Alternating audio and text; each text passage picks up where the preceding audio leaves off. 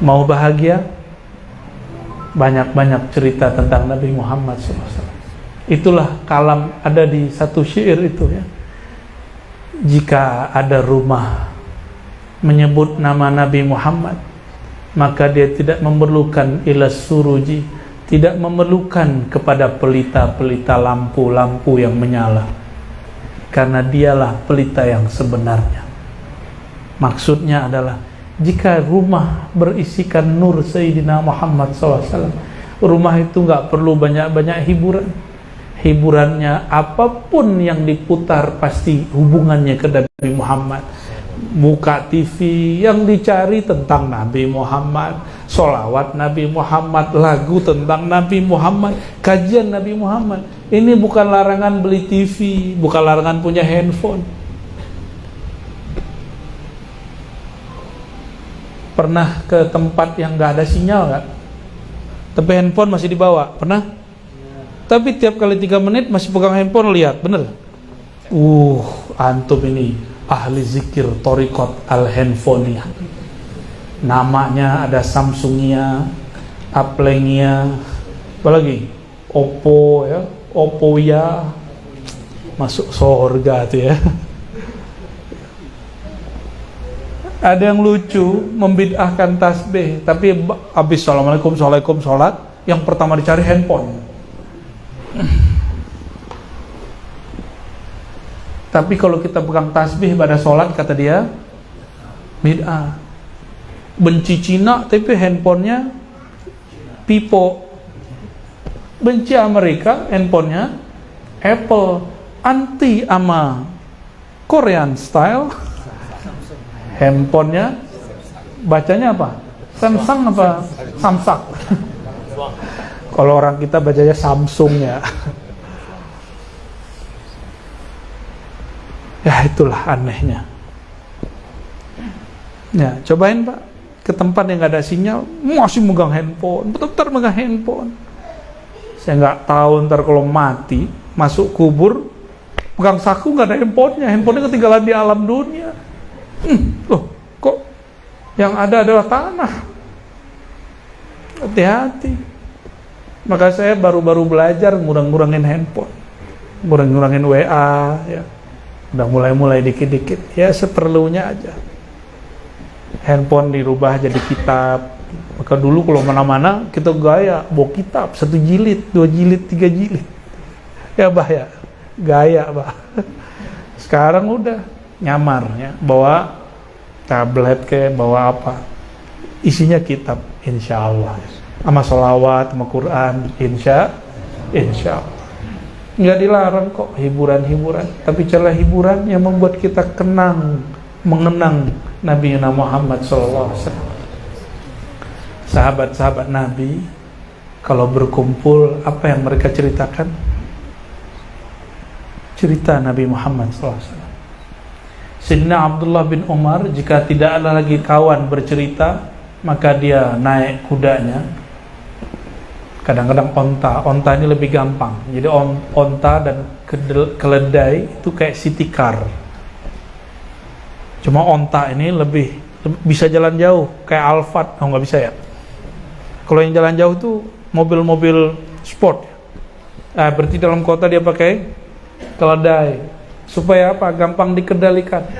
Nanti sampai di satu batu, dulu Nabi pernah berdiri di situ, dia diberi sejenak, mengenang Nabi Muhammad, lalu dia meneteskan air mata. Nanti sampai lagi ada di suatu lembah, Nabi SAW pernah dulu memanggil pohon, maka dia pun seakan-akan melihat ke pohon itu, lalu dia menatapnya dan menangis lagi. Sayyidina Jabir demikian, Abdullah bin Zubair demikian. Ada lagi yang lebih unik, Sayyidina Abu Hurairah. Setiap kali makan enak. Abu Hurairah ini terkenang, dia hanya makan enak bersama Rasulullah SAW. Kalau kayak santri sekarang tahu tempe. Kalau zaman itu mungkin apalah, kurma yang nggak berkualitas, gandum kasar. Tiba-tiba Sayyidina Abu Hurairah yang sudah mapan, Rasulullah sudah wafat, diundang oleh murid-muridnya, orang kampungnya, kemudian disajikan makanan paling enak. Dia nggak bilang, perbaikan gizi nih. Enggak. Kalau santri-santri kan ngomong begitu. Wah, perbaikan gizi nih. Enggak. Sayyidina Abu Hurairah mengatakan, karena dia ingat saya hanya makan enak bersama Rasulullah SAW. Kalau Nabi tidak ajak makan, kami tidaklah makan. Maka orang Syiah benci sekali dengan Abu Hurairah. Dianggap tukang makan. Terserah mereka lah itu. Sayyidina Abu Hurairah melihat makanan enak, yang dilihat wajah Nabi SAW. Apa kata beliau? Seandainya Nabi makan ini, tapi wallahi ma'akala habibi, kekasihku Muhammad SAW tidak pernah makan makanan seenak itu. Teringat selalu Rasulullah SAW. Maka sahabat Nabi gak perlu buat maulid, karena hari-hari dia bermaulid. Mau minum, ingat Nabi SAW. Bangun tidur, dia ingat cara Nabi bangun tidur.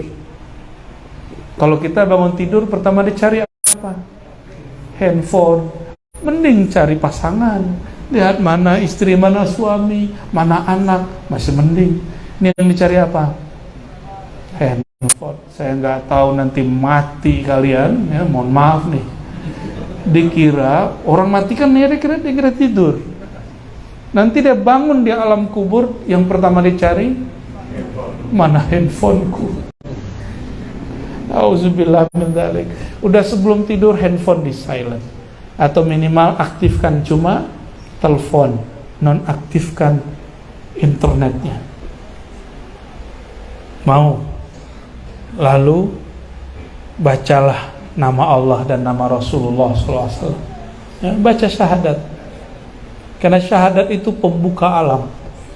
Seandainya itu adalah tidur terakhir kita di dunia dan akan berpindah ke alam lain, kita tidur dalam nama Allah dan Rasulullah SAW, aman insya Allah.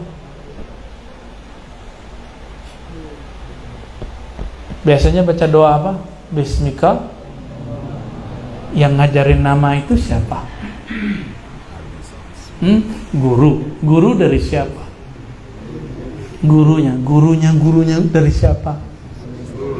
Maka baca doa itu tanpa sholawat gak sempurna. Ini yang gak diajarkan di buku, hanya diajarkan oleh orang-orang yang bermakrifat kepada Sayyidina Muhammad SAW, yang tahu diuntung, kata orang lama ya. Tahu dia peruntungan hidupnya berasal dari Nabi Muhammad SAW. Jadi mulailah malam ini kalau mau tidur ya, mau sehat gak sehat nih, sebenarnya saya lagi kurang sehat, masuk angin biasa, kebanyakan makan angin dari kemarin. AC-nya kenceng, di ruangan mana aja ada AC, masuk mobil AC lagi. Tapi saya ridho dan saya senang, badan gak enak pun masih bisa mengisahkan Nabi Muhammad SAW. Semoga sehat, sakit, senang, susah, Nabi Muhammad masih kita ceritakan. Sakit, paling sakit itu nanti berpisahnya ruh dengan badan. Maka belajarlah dari sekarang. Badan kurang sehat, sebut Nabi Muhammad SAW. Badan sehat, kenang Nabi Muhammad SAW. Sehingga nanti ketika sakit yang puncak itu datang, yang kita sebut Allah Muhammad, Allah Ahad, Muhammad Ahmad, nggak lebih dari itu. Betapa beruntungnya orang nyawanya berpisah. Maharnya Sayyidina Adam yang dulu membuat dia sah dengan Sayyidatuna Hawa, dia baca lagi namanya ketika ruhnya berpisah dari tubuh yang merupakan hadiah salawat Sayyidina Adam. Itulah yang disebut husnul khotimah. Nabi kalau kita baca salam pasti datang. Kenapa beliau bisa datang di mana aja, kemana saja? Karena ruh tidak terbatas oleh dimensi alam zahir. Disebut namanya dia hadir. Cuma sayang tidak semua merasakan kehadirannya, karena pikiran kita masih tersita oleh alam ini. Coba kalau pikiran kita istirahatkan sejenak, aktifkan ruh, maka ruh akan merasakan kehadiran ayahanda ruhaninya Rasulullah Sallallahu Alaihi Wasallam. Canggihnya Nabi Muhammad Sallallahu Alaihi Wasallam, orang non muslim pun diundang maulidnya. Kan lagi rame itu videonya ya. Walaupun saya nggak percaya amat, tapi kita seneng aja lah ya. Walaupun dia dulu pernah ngomong Quran fiktif, kitab suci fiktif, dan dia menyebut Quran itu dokumen sejarah, itu secara akidah berbahaya. Cuma saya diam-diam aja, baru sekarang ngomong. Mengatakan Quran sebagai dokumen sejarah sama dengan Mu'tazilah mengatakan Quran itu produk zaman, produk makhluk. Tapi ya sudahlah, yang penting dia mau hadir maulid kan. Tuh non muslim aja hadir maulid. Allahumma sholli ala sayyidina. Kok bisa? Karena non muslim ataupun muslim di tubuhnya ada bekas-bekas cahaya Sayyidina Muhammad sallallahu alaihi wasallam.